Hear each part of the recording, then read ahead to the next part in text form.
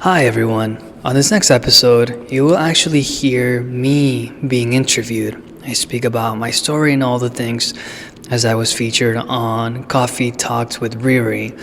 It's a very special interview, so I really hope you enjoy it. Welcome to Entrepreneur School, the only podcast made by a Latino entrepreneur that provides top-level business strategies and motivation from an entrepreneur that practices what he preaches and lives by his word. Let's start working and leveling up your knowledge with instructor Daniel Cueva. Hi everyone, thanks for tuning in for another episode of Coffee Talk with Riri. Today is a little bit different. You know, I always talk about body positivity and dance and fitness and passion and what else do I talk about in my podcast? Oh, relationship, anxiety. That's right. Today's a little bit different because I'm going to talk about a different subject. Well, I'm not the one to talk about. Let me introduce you to my good friend. Can I call you a good friend even though we don't really know each other for so long? But Nah, you stick with just friend. okay. Or just good. We good. Friend. We good. We're good friends. friends. We're good friends. We went to Big Bear together. Right. All the It's tribe. energy, you know? It doesn't matter how long you know the person. It's just, it's a chemistry and energy and, you know, connection that you have with the person. Yeah. Anyways, this is Daniel Cueva. ¿Sí? ¿Cueva? Cueva. Cueva. Ay, qué rico, Dios mío. So, Daniel is entrepreneur. He is a podcaster, engineer, and the lover of life. Indeed. I Yes. am. Yes. Welcome.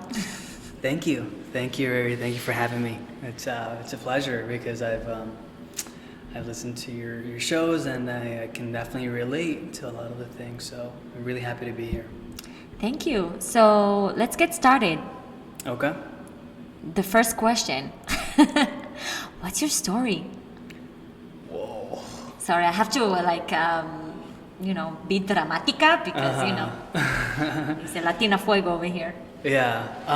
Well, my story really is a large, unending sort of topic that will just continue to go. But yeah, I mean, do you want to hear my story in regards of entrepreneurship, like my personal, like what, just in general? Start with your personal because before that before career, you're a person, you're a human being. Yeah. So tell me your story, where are you from? And then you can talk about your passion and your career and how you're so successful. And I want to know your tips. Share with my people. Okay, awesome. Yeah, well, so I'll start off with the most valuable thing in my life, which is my family. I have awesome parents and 4 siblings, all 5 of us in total. Everything starts from there, and my successes, my struggles, everything is secondary.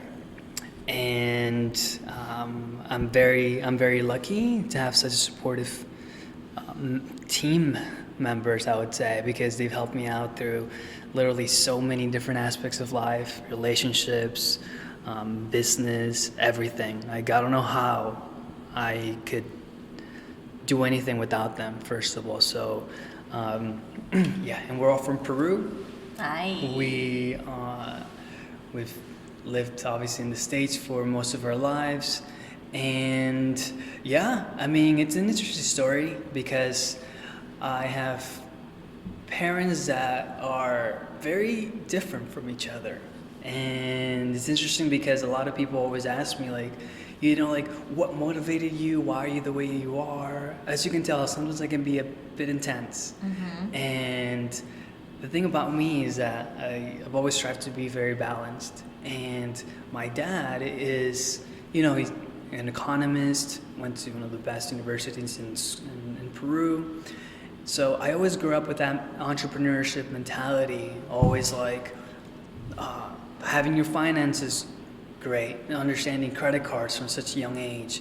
He really mentored me and guided me through that step, which is very important now, right? Mm-hmm. But at the same time, I have my mom my mama, who she's a kindergarten teacher. You know, she really loved family, really, really cultivated those values from the beginning, and so thankful to have her. I mean, I'm the youngest, so out of all of us, it's nice to always felt that I was being taken care of. Don't get used to it. Oh, I think that's like something that like I had a challenge Yeah. because as you grow up, you learn to have your own wings and look at life the way that you want to, but with a upbringing that's so loving, so protective, sometimes they impose their views on what success is or what life should be like, especially being the youngest, right? The baby, the one that they take care of. So it was a challenge of mine to actually step away from it and look at life the way that I wanted to. So that's really where it started for me. That's really what starts. I mean, that's everything else is secondary, like I said. But that really truly is like my passion for life.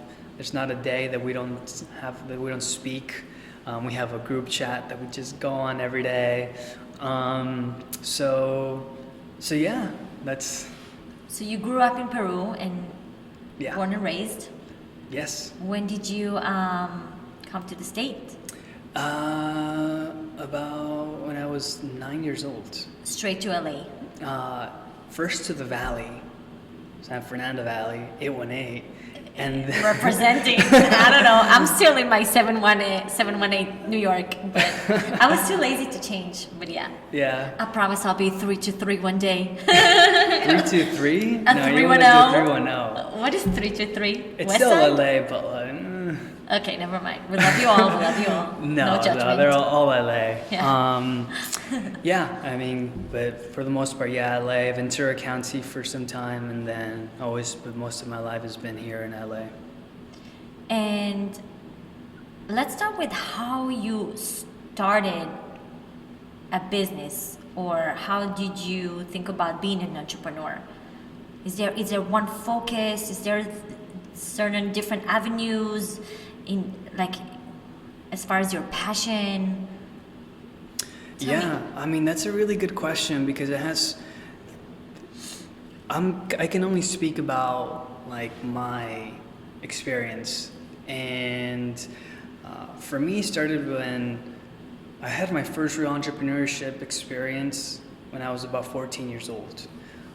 This is where I learned about eBay. I learned everything on like what it was to sell online. And my brother and I, we figured out that you could buy things from China or Japan, like good brand shirts, and for cheaper, and you can sell it here. And first, like that's my first experience, which was the reselling. Buy something at a cost and then sell for a profit. So buy at 10, sell at 20, make a 100% profit. Yeah. Right? Get your money back and then you make that the double. Yeah. So that was my first real experience. I went from selling shirts, it was like, selling shirts to shoes. And ultimately, like it kind of, so this was when I was in high school, and I really liked, and it wasn't that money was motivating me at all. It was nice to see the money, but I never really focused on it. For me, it was the value that I was bringing. Yeah. And the image also was really important for me at the time because it was high school. I was known as the clothing guy. Everyone knew like to come to me. I started growing friends around it, and people really wanted to know what I was selling because ultimately what I was selling people didn't have. Right? People were buying things at Ross, or people were buying like wherever people would buy clothes now, or back then. But you could tell the people that were buying from me because their clothing was different. Yeah. It was colorful. It was like some brands that weren't available for people to buy. So that's where I started to learn how to do entrepreneurship. Amazing. Yeah. And then because I knew that I already had an audience, I knew that I had what we call your fans. And this is a really important aspect of business. You want to try and have your like 1,000 fans. And the fans are people that anytime you have a new product, you know that they're there to buy it. You know that they're going to support you. You know they're going to share it. You want 1,000 of those to have a real successful business. I learned this on a book. I can't recall which one, but I Like knew a base. You mean like a base of yeah, people? So yeah, then a base of people. 1,000 is the starting goal. point. Yeah, 1,000 is the goal, but you want to build your audience. yeah, People that are trusting you, that support you. 100%. Yeah, and when I had that, I'm like, okay, like I can offer them anything else. Like they trust me, and we already have a bond. Because in order to sell anything, you need to have their trust. Right. That's it. Once there's the trust, there's an even exchange. The money is just an energy form, right? Just an exchange, and then the value or the service is what you give back. So you kind of build a relationship with your base. Yeah, you build it Okay. for sure. And then I started a clothing brand because I'm like, okay, well, if I can buy a 10 and sell for 20, why not learn how to come up with my own brand, buy it around $2 and then sell at 20? But now it's a business that you can scale, something that's under your control. So that was my first real experience with doing that, and I've always been very, very good with video and whatever. Oh. I've always been very good with always been very good at it, very good at selling. So that's where it started. Love it. Yeah. And can you tell me where are you now in life? Like Yeah. as far as you, Daniel, as a person, like your passions, your hobbies, all the way to where are you in career and what are your goals? Which is a tough question, I know. Yeah, But- yeah. So I feel like when you learn first when you go through entrepreneurship, you learn a lot. You learn a lot not only about business and making money, but you learn a lot about life. You understand different aspects. And my road, I mean, by far the craziest, I guess, for myself. I went clothing brand, then I went into working for a bank, and then I went to doing real estate. And within real estate, I joined a real estate technology company that's where I had my first real experience with engineering. All of it self-taught. I mean, I did not. I'm more of a person that will learn as I do, and I learned how to do it myself, the coding, the programming, joined a real estate tech company, then started my own media company, and then I was recruited by another tech company, which is now worth $1 billion, and then which leads me to now, which now I'm equity owner for those tech companies. I'm building my own software, which is a customer engagement. It's all online for doctors, called Fossil MD. And so I'm building that. I still have my marketing agency, the media business that runs in a way automated. I have people that are doing the work, so hands off. And I have the podcast because I believe that I want to be a voice for minority people. I feel like there is still not a lot of, honestly, there's not a lot of integrity with a lot of the people that I see. A lot of people that are really out there. I don't feel like there is this need to really want to help. I just feel like something's missing. and I believe that the minority like market is still like hasn't really been very. They're not being noticed as much as they should be. You know, like somebody like me, like I can tell you all my successes, but I guarantee you for all the successes, there's about easily like 50 failures and struggles that come along with it, every single one of them. And it's when you feel like you don't have a voice, it's hard for you to reach out for help. And when you don't reach out for help, you feel like you have to do it all on your own. And when you do it all on your own, you get stuck because you don't know everything. You don't know everything, I promise you. And once you get into that point, it's more likely that you're going to quit or fall into bad habits.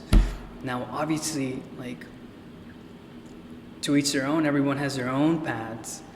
But I feel like if I can share my story, share my successes, my failures, which I'm very happy for all of them, because they've led me to this.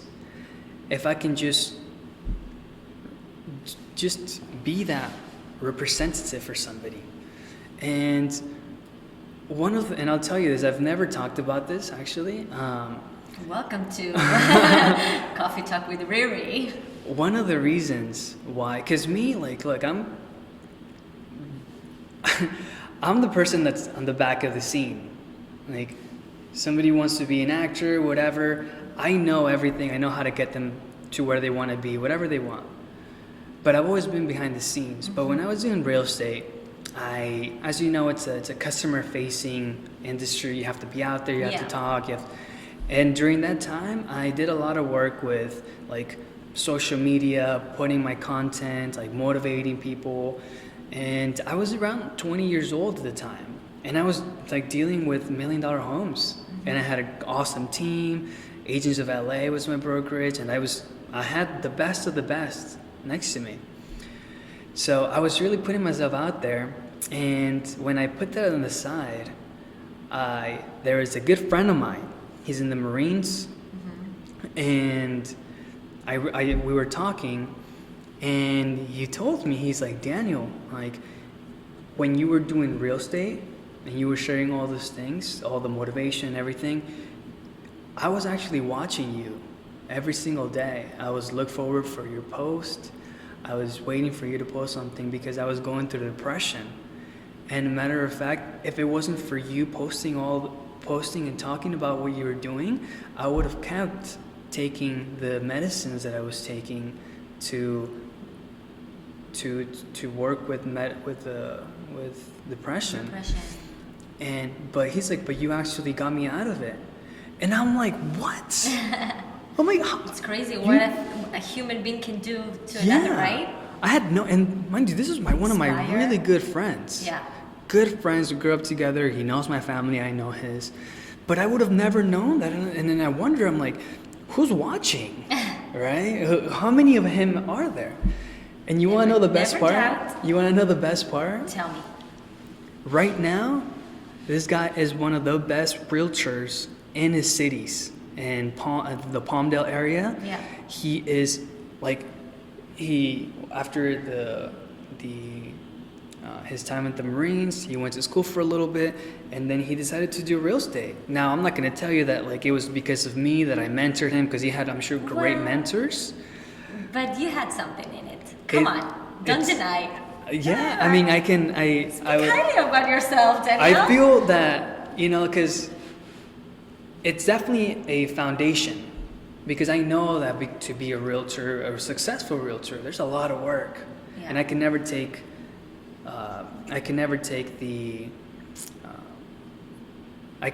that from them. Like, it's still heavy work, it's still working every day, but I believe that it motivated him to choose that career, which then allowed him to find the opportunities that opened him up to be very successful. So when I think about that, I'm like, okay, I have to do this. Because I wish that I had somebody that I looked up to. Like a mentor. I always had mentors, but, in a weird way, nobody really looked like me. They're all like, like just different. And I felt like I missed somebody that like I could relate to, not only on a mindset level, but on a physical level. Yeah. And that's why I just feel like I really, I'm passionate about the minorities, you know, like people that look like me, have my skin color, like my height, everything, you know, and I want them to know, like, it's like, we good, you know, we're making it. It's possible, and it's crazy how much impact we have on other people's lives. Absolutely. From the little things, from changing people, from what I do, from teach fitness to, you know, whatever. If people want to lose weight or gain muscle or get toned or know how to be a better dancer, it's crazy how much we can change people's lives. Not only physically, where we're talking right now, mentally, emotionally, spiritually. Continue. Absolutely. No, you're Your so right. Your story is so interesting. Thank you. And like I've had the opportunity to, like even my sister, you know, she has a very successful accountancy out in Huntington Beach, and you know, like her husband works with her, and they bought almost $1 million home.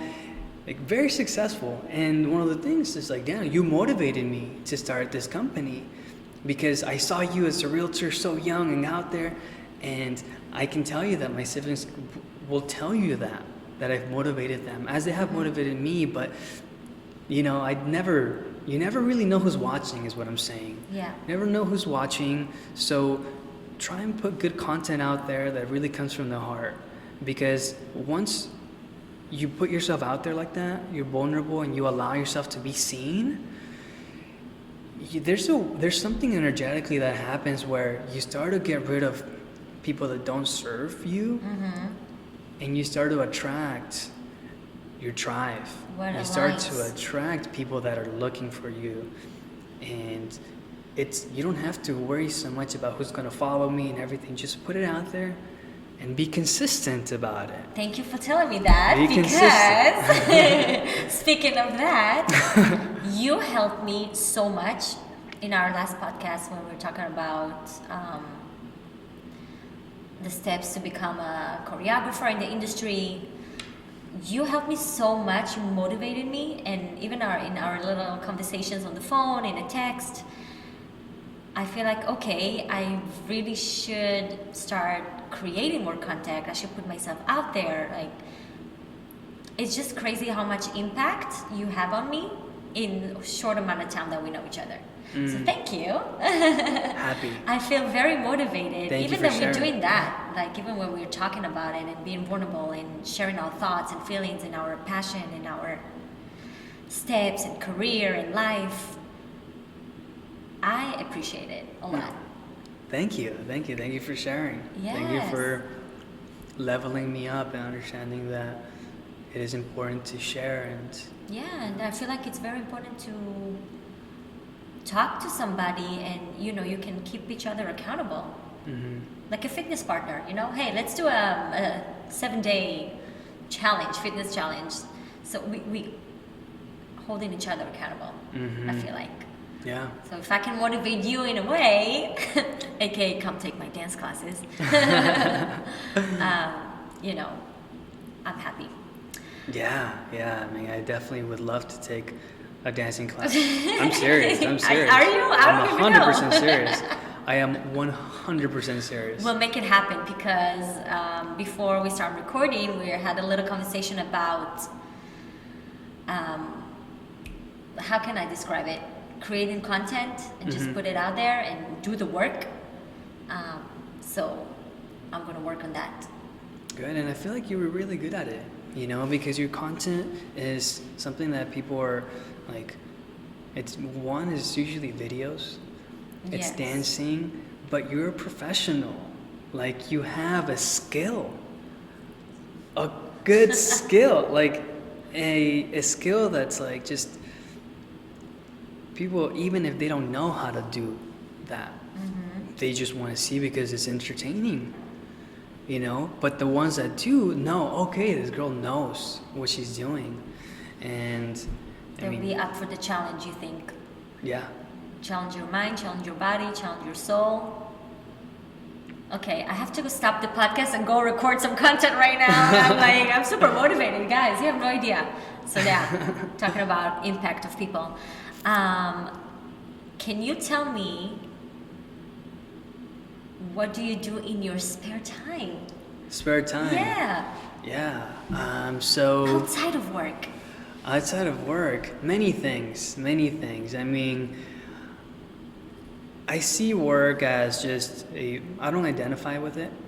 I don't think, because if it gets taken away, it's okay. I know how to start it off from scratch. And ultimately, like, it's not my life, right? So everything Don't else. let work consume us. No, I mean, why? That's true. It's really just a game. Work. You work. You know, like if you're working for money, unfortunately, it's never going to be enough.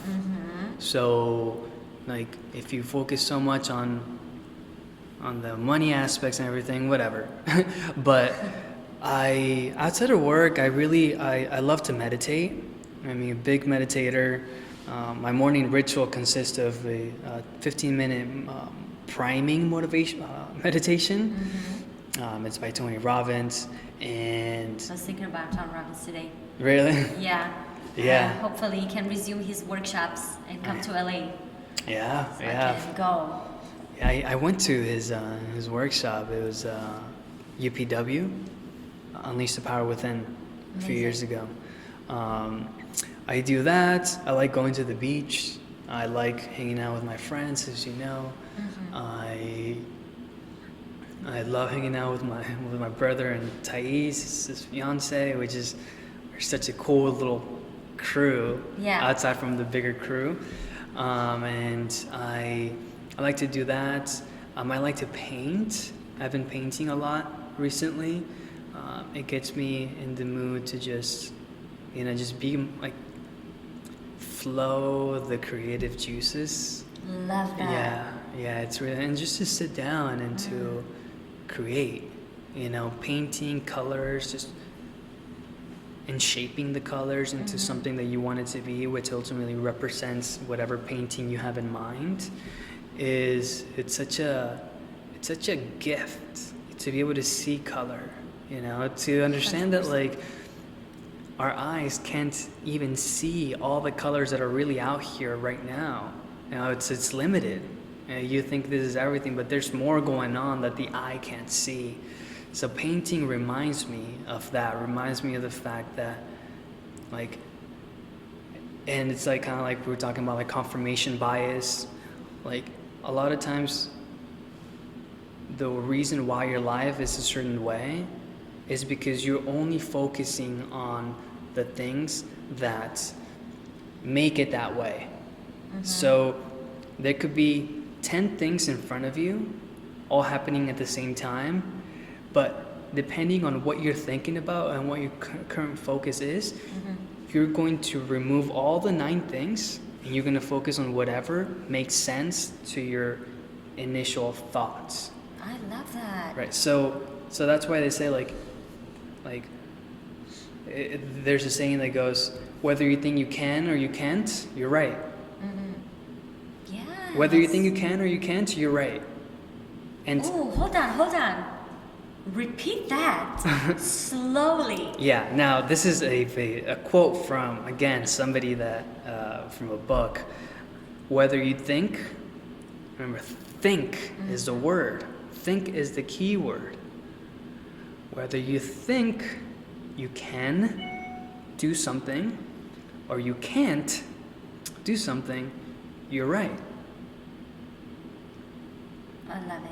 So what are you going to choose? And whatever you choose, you're right.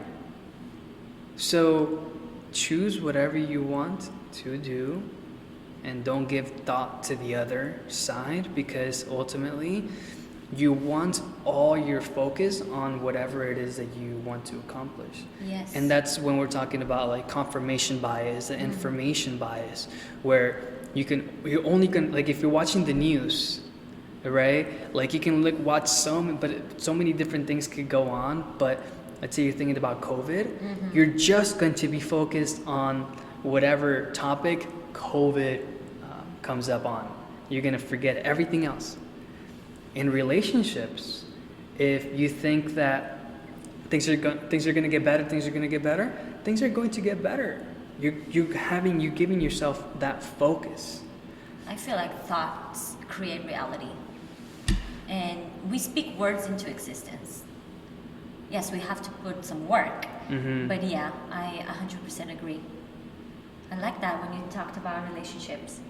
Yeah, I mean, relationships, I mean, that's a whole can that we can open. I mean, I've been in relationships, all have taught me some most valuable lessons that I know now about myself. It's allowed me to become the person that I am and to know that there's more. And I feel like I'm in no way a relationship expert. No, you're Don't talking take about advice from me at all. For experience, But you from know? experience, Yeah. I can say that, like, whatever it is that all that matters is that you put your all into it, and that you know that the other person is giving you that. And whatever you're going through, you're growing through. Yeah, exactly. Whatever you're going through, you're going through. Drop And the you mic. can't. And here's the thing, though: you can't change anybody. You cannot. You can't change. Don't expect to go into a relationship thinking, oh, you know what? Maybe like this person drinks a lot, but when we come into a relationship, they're gonna stop drinking. No. Like, you go into a relationship. There's a really good book called Love Mastery and Attached. Okay. And Love Mastery talks to you about, like, look, if you adopt a dog, don't expect it to act like a cat, Oh, right? 100%. Yeah, you cannot. And it's the same thing with relationships. Like, you know what you're getting into. Like, know that you picked that from the beginning. right. And so that's like Love Mastery kind of talks a little bit about like the different like rules of a relationship. And then Attached is actually a really good book. No, I feel like it's not a lot of people are speaking about it, but Attached is about the different personalities that in general people have when it comes down to a relationship. One is the avoidant, the other one's the anxious, and the other one's secure. 3 types. And there's an actual quiz that you can take to see where you land. But, anxious is people that are like, oh, I want to make sure everything's okay. Like the ones that's like putting in most of the work in a way sometimes. Avoidance is usually the people that the individuals that like want to be kind of left alone. Yeah, step out a little. Step out. They don't want to like go. They don't want to deal with it so much. And secure is just somebody that's just really secure, understands, is able to date an anxious or an avoidant person and is able to see, okay, like that's your stuff. Yeah. I'm secure. I'm good. I'm going to be here for you. And I'm going to decide if this is not working for me, I'm going to step out. A bit stoic for sure, but I highly recommend it. I mean, because there's a lot of things that you have no control over. You've been programmed a certain way based on how you were raised, based on what you saw when you were a kid that you don't even remember, on your parents, seeing them and relationships. And also, it's really important to understand the psychological aspects of it and then seeing, like, where do I land? And it makes so much sense after you read that book. Yes. Where we can find it? Online, Amazon? Yeah, Probably. Amazon. Attached. It's by a psychologist. I can't recall her name, but amazing book. And Love Mastery by Don Miguel. Don Miguel. Yeah, Don Miguel. Yeah, he's got the books like the 4 Amendments or something. 4 agreements? Four agreements. Four. Which one of them I talked about today with my friend? Don't take anything personal. Yeah. Huh? Mhm. Just do you. Yeah. I love it. I'm learning so much from you. Oh man, yeah. So Thank much you. knowledge, and you're such an intelligent person. Let me tell you. Before we end, can you share some tips and tools for a person that wants to start a business or think about going on an entrepreneur way? Absolutely. First of all, congrats. You're stepping into a entrepreneurship really is about finding freedom. It's about that long-term investment. It's about wanting to have and take full control of your destiny, right? It's about seeing, okay, like this is what I want. So first is making the decision. So you made the decision, you want to be an entrepreneur, you've had the ability, or maybe some things in your life aren't like the 9 to 5 or whatever isn't working, or maybe it is working, but you just want to work on something on the side. Whatever it is, it's fine. As long as you make the decision, okay. Next step is what do you want to offer, right? And when it comes down to entrepreneurship, usually you go in there with, you want to make some profits, right? You wanted to finance your life and you want to have a certain lifestyle. So you need to make some profits, right? If you don't have, so you need to have sales, you need to have like sales. Yeah. So now, okay, what can you offer in order for the other side, the customer, to pay you in an exchange, in an energy exchange of money? So think about that. Like, do I have a skill that people can get value from? Do I have a service that I can offer? Do I build websites for people? The skills, am I a dancer? Can I teach somebody? And a product, like, did I just create something and now I want to sell it? Or what's really hot nowadays is drop shipping, where you don't even need to have any of that. What you do is you find a warehouse like in Alibaba or Amazon that, let's just stick with Alibaba, that you just resell. So they're selling a product at $5 and then you can resell it for 10. Yeah. The same concept that I started with. So first is figure that out. If you're an entrepreneur, you kind of have an idea already. Like, okay, like this is what I want to offer. On a side note, if you don't, I always tell everyone, people are like, I want to be an entrepreneur, but I don't know what to sell or I don't know what to offer. But you just really want to be an entrepreneur, what you do is look at the things that you just purchased within the last month. Oh, that's Like, a good did idea. I just purchase a service or a product that I really like? Think about those.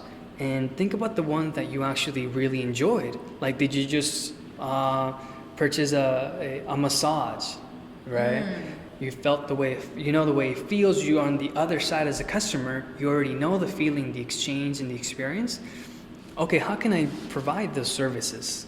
Because you already have a model that works, right? So that's on a side note if you don't know, but you're looking. But there's tons of ways. If you research businesses that start for cheap on Google, it'll give you ideas. So product is that.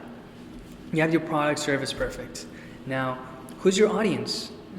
Like, think about that. Who are you going to sell this to? Who would benefit the most? Because one service necessarily is not going to work for everybody. Like, let's say you want to offer like a dancing Dance tutorials, fitness videos, Right. challenges, fitness plan, a nutritional plan. Yeah, gotta Yeah. target your audience. You Build your audience. You want to see, okay, like between the ages of 20 to, I don't know, 50 or Why? lower. Go up a little bit, 120. Mazel tov. No, you have to really be Yeah. observant of a detailed target. It doesn't mean that you can't offer it to everyone, but like, you want to find what we call a customer avatar. Customer avatar is paint your perfect client. Like, draw it. This is my customer avatar. Give it a name, Charles. Okay. And Charles is a software engineer. He makes $100,000 a year. and he drives to work and he's looking for a hobby after work, and it's going to be dancing. Once you start to, because you want to zero in, you want to get as clear as possible. Like the questions that I was asking you earlier today, like what are your goals? Like get clear. You're crystal clear with your crystal clear, even with your custom audience, with your audience. Be clear on who that person is, and or maybe it's businesses, right? Okay, specific business. So find who that person is. Find that. So now you have a product, and now you know who to sell it to. That right there is about 50% of everything. Then is sales, right? Then is, okay, how are you going to sell your product? Like, where do you find these people? And that's where you can get into the online marketing. You can go into Facebook, you can build your audience. But the most important part, and all of that, honestly, really starts to come a bit more fluent once you have your product built. Once you have it built, you know, okay, it's there. Now you need to know how to really present it. Present it, get it out there. If you already have an audience, there are already people that know you, right? They trust you, so they're willing to pay for something because that's the funnel. You want people to go from like a cold audience to warmer audience. Warmer meaning they're more likely, they trust you, they like you, and they're willing to give you money in exchange. So first step is make the decision. Yeah. Second step, you made the decision. First step is know your product, what you want to offer. Yeah. Second step is who are you selling it to? And third step is sell it. Like figure out how you want to go about it. But to go into a more pragmatic level, I would say once you have your product, have a name for it, go into the IRS website, search for EIN, get your EIN number using your social as a sole prop. And so it's like official kind of brand. Yeah, you want to set up all that first, like there's either sole proprietorship or an LLC. If you're just starting out and you want to do a sole prop, that's perfect. And that's on the tax level. When you're dealing with the IRS, you never want to like mess with them. Right. You want to pay your taxes and you want to be fair with that. And you don't want to commingle. You don't want to mix your business and personal expenses and income together. So once you have your EIN number, which you can YouTube how to get EIN, then with that you can open a business bank account. You go into the bank account, onto the bank, and they will ask you for that number. And an EIN is basically like your business social security. Normally you would give out your social security to open a bank account. Now you're saying, hey, this is a business and this is its social security, quote unquote. So then you open a business account. And then you have to find a way to charge. Go on Stripe.com is what I've used, where it's easy to send invoices, to have them pay on a credit card. So that's a little bit more of like the pragmatics, getting that initial part set up. Because once you have it set up, then you're like, okay, it's business. Let's go and find clients, and you don't have to worry so much. You have your accountant that can do the taxes and everything. But you always want to keep that very separate to your personal. But yeah, I mean, like it's honestly, business is not as hard as people make it seem. The thing that's hard is that people start to focus on what they call the shiny object syndrome. And what it is you start something, you get the first good experience of like, oh, I'm so excited, I'm gonna do this, like I've been wanting to do this for a while. And then it starts to lose its hype. And maybe it doesn't really work out as good as you wanted to in the beginning, and all of a sudden you're already thinking of something else, and something else comes up. You're like, oh wow, that business actually looks more fun, and then you let go of what you were building to go into something new.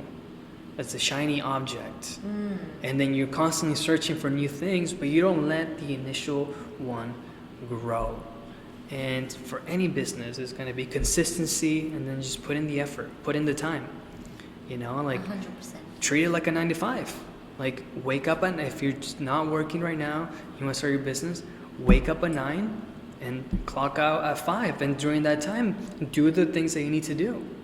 Like there's no reason why you shouldn't have, like your work should be 9 to 5 from the beginning. You know, if you want to go later, that's perfectly fine as well. But, you know, you have to work with your own schedule at the time. Me, I don't like working after 6, 7 p.m. if I have to. And I usually will start a little bit later if I'm gonna get off late. But treat it like it's just a part of your life. Don't treat it as everything. So, did that give you the sort of like the steps? 100%. Oh, okay. And to the listeners as well. Okay. Good. Yeah. We learned so much, guys. This is such an informative conversation. Yes. Where people can find you, Daniel?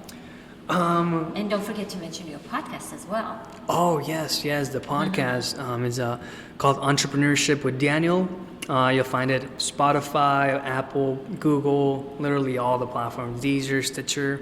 Find me on Instagram, danielc.jpg, like JPEG. Okay. Facebook.com/entrepreneurship with Daniel. I mean, if you go into my Instagram, you'll find the link tree with all the links. Everything is there. Yeah, everything, my marketing agency, everything. And like, I'm really happy to, if any of your listeners reach out to me, happy to help them out in any way. You know, they get a freebie because they come from you. Oh. That's what they need to mention. That they Okay, come don't from forget about me. I won't forget about you. All right. Yeah.